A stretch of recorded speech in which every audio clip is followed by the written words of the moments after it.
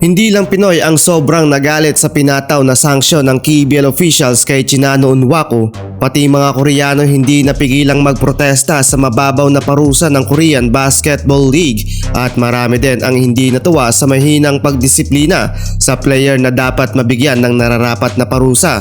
Pero bago ang lahat mga idol, magandang balita dahil maglalaro para sa ating bansa ang 8-time NBA All-Star na si Dwight Howard para sa Strong Group PH gaganapin ngayong taon sa Dubai International Basketball Championship.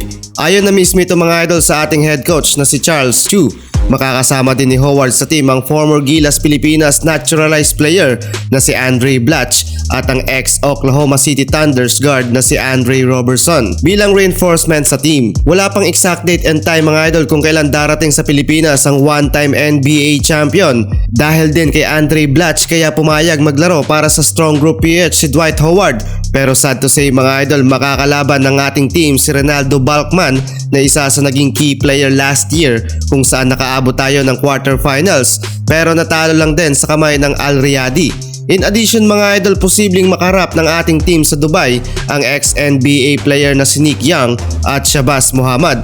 Samantalang balik tayo mga idol sa Korea, hindi napigilan ng ibang fans ni Renz Abando lalo na sa Korea ang magprotesta sa Korean Basketball League.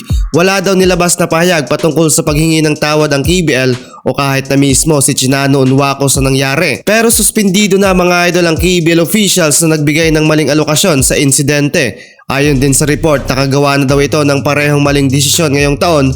Normal foul lang ang tinawag sa nangyari na pwedeng maging dahilan sa pagsara ng karera ni Renz Abando sa mundo ng basketball. Tad-tad mga idol si Renz Abando ng injury at kasalukuyang nagpapahinga. May tama sila kay sa lumbar spine o sa pang-ibabang gulugod, wrist injuries, concussion symptoms. Ibig sabihin mga idol, maya-mayang pagsusuka, balance problem at pagsakit ng ulo. Second round na ito mga idol ng test kay Renz Abando na aabutin ng 10 araw bago lumabas ang final result ng lagay ni Kabayan. Samantalang humingi ng tawad ang head coach ng Jungkwanjang Red Booster na si Coach Kim Sang-sik sa nangyari.